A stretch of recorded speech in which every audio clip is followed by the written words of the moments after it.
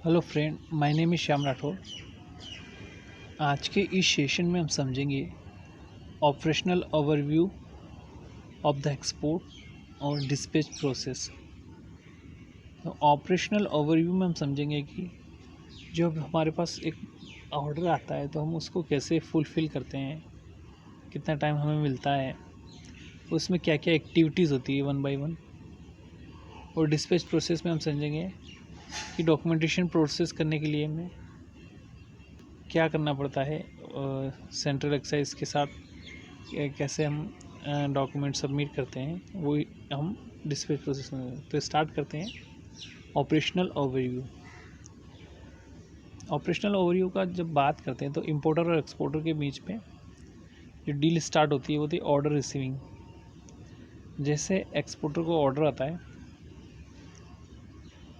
तो हम यहाँ कंसिडर करते हैं कि हमारे पास एक बड़ा ऑर्डर है। जैसे हमें ऑर्डर मिला है 6000 स्कूटी का, जस्ट लाइक ऑटोमोबाइल कंपनी है, 6000 स्कूटी का ऑर्डर मिला है। तो we need some time for that. तो इसके लिए हम क्या करेंगे, हमें ऑर्डर मिला है N-2 मंथ, मतलब आज से 2 महीने पहले मिला है। ओके, तो proforma invoice to customer. Okay, N-1 तक हम क्या करेंगे, हम पहले अपनी टीम को बताएंगे। फर्स्ट वी अपने ऑफिस में हम चेक करेंगे कि इतना ऑर्डर मिला है हमें, स्कूटी में प्रिपेयर करनी है। तो उसके रिलेटेड हमें एक परफॉर्मा इनवॉइस बनाएंगे। वो N-1 मंथ लग जाएगा उसमें, ठीक है, मतलब 1 महीना लग जाएगा। फिर रिगार्डिंग द डिस्पैच हम पार्ट प्रोक्योर करेंगे। जैसे हम बाइक बना रहे हैं तो बाइक के लिए हमें टायर खरीदने पड़ेंगे, ठीक है, बैटरीज खरीदनी पड़ेंगी, क्योंकि सारी चीज़ हम मैन्युफैक्चर तो नहीं करते। कुछ चीज़ें ऐसी है जो कि हमें प्रोक्योर करनी पड़ेगी। तो 8th मंथ में जाके हम, जैसे इसी महीने में डिस्पैच होगी तो इसी महीने हम सारी चीज़ें प्रोक्योर करके मैन्युफैक्चरिंग स्टार्ट करवा देंगे। अब मैन्युफैक्चरिंग हो गई, अब बात आती है पैकिंग की। तो पैकिंग टीम को इन्फॉर्म करेंगे कि हमारे इतने गुड्स हैं और इनको हमें डिस्पैच करना है। तो जो पैकिंग स्टैंडर्ड, इंटरनेशनल स्टैंडर्ड के जो पैकिंग का है उस वे में हम इसको पैक करवाएंगे। ओके, जिसमें कई सारे पैकर्स होते हैं, जैसे पैकर्स एंड मूवर्स होते हैं, वो उनको पूरा इसका आइडिया होता है कि कैसे गुड्स को पैक किया जाए फॉर द एक्सपोर्ट। पैकिंग कराएंगे तो N-3 डेज़, जैसे लाइक आज हम डिस्पैच कर रहे हैं गुड्स, तो आज से 3 महीने पहले, हम 3 दिन पहले ही गुड्स पैकिंग करवानी है और सेम डे डॉक्यूमेंटेशन करनी है और डिस्पैच करना है, ठीक है। तो ये जो एक ऑपरेशनल ओवरव्यू हमने समझा है, इस ऑपरेशनल ओवरव्यू में हम ये समझ सकते हैं कि हमें कितना टाइम लग जाता है, एक बड़े ऑर्डर को फुलफ़िल करने में कितना टाइम लग जाता है। अब इसकी डिस्पैच प्लानिंग में हम आएंगे तो क्या होगा। ये एक ऑपरेशनल ओवरव्यू था। अब डिस्पैच प्लानिंग हम पढ़ते हैं।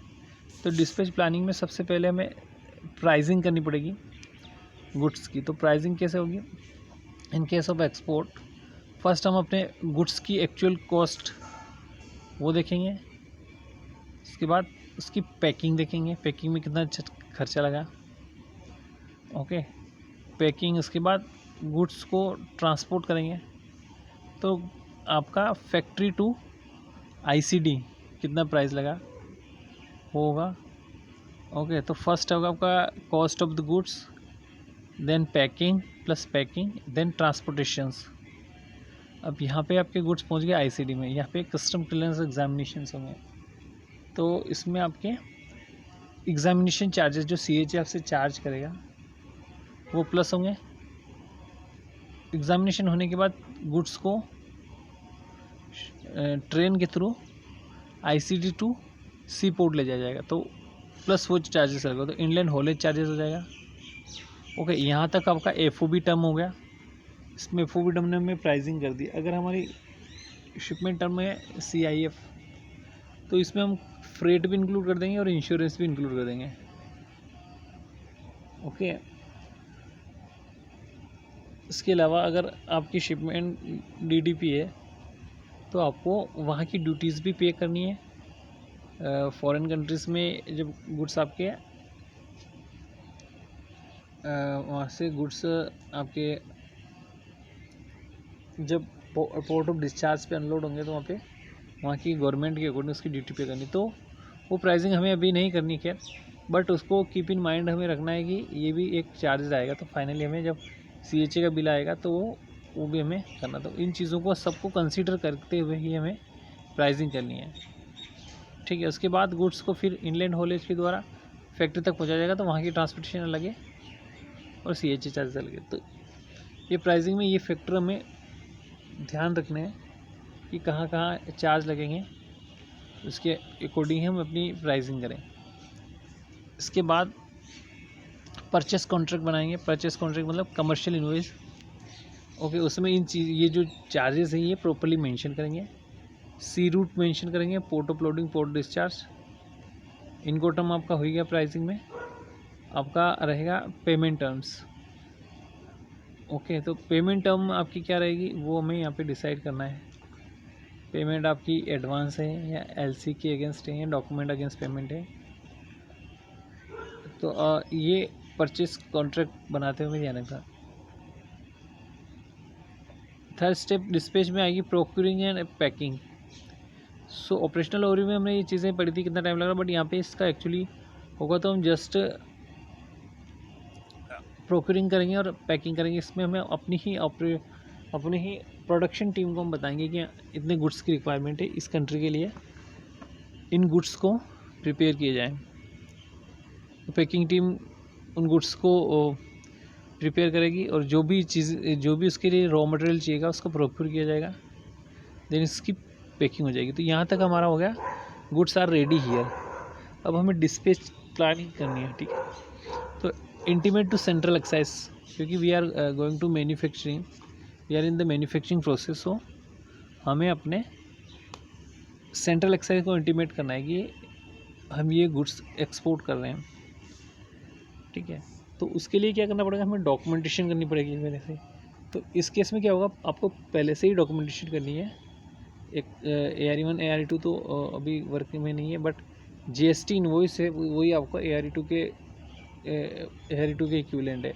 तो इसमें GST इनवॉइस जो होती है, टैक्स इनवॉइस भी बोल सकते हो उसको, तो वो लगाएंगे। कमर्शियल इनवॉइस, पैकिंग लिस्ट, अनेक्चर्स, जो कि आपका सेंट्रल एक्साइज का खुद का अनेक्चर है, उस फॉर्मेट वो फिल करके हमें देना है। तो ये सारे डॉक्यूमेंट हम अटैच करके और इंटीमेशन देंगे सेंट्रल एक्साइज को, ठीक है। सेंट्रल एक्साइज आएगी और वेरिफिकेशंस करेगी गुड्स का, कि गुड्स जो हैं वो ओके है कि नहीं है। वेरिफिकेशन के बाद कंफर्म करेगी, कंफर्मेशन देगी कि इट्स ओके नाउ, ठीक है। देन डॉक्यूमेंटेशन जो हमने किया वो हम डॉक्यूमेंटेशन प्रिपरेशन बना लेंगे, ओके।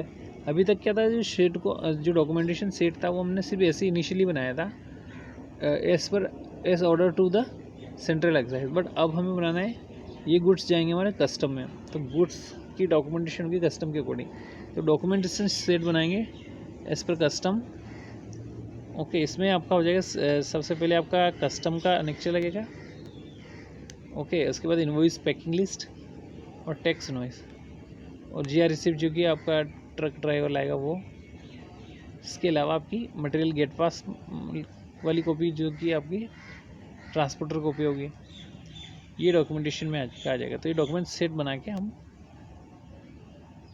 कंटेनर्स को सील कराएंगे सेंट्रल एक्साइज द्वारा, जो भी ऑफिसर आएगा, और गुड्स को डिस्पैच कर देंगे, ठीक है। तो यहाँ पे समझने की ये बात है कि हमने जो ऑपरेशनल ओवरव्यू पढ़ा, उसमें ऑपरेशनल ओवरव्यू में हमारे डिपार्टमेंट के द्वारा कितना टाइम लगा वो हमने यहाँ पे मॉनिटर किया, ठीक है।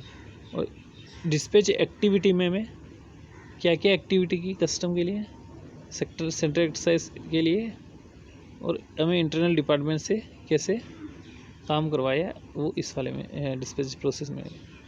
तो आज के सेशन में हम इतना ही पढ़ते हैं, आगे और भी ऐसे वीडियोस हम बनाएंगे और उसका आप नॉलेज ले सकते हैं। Thank you for watching this session. Have a nice day.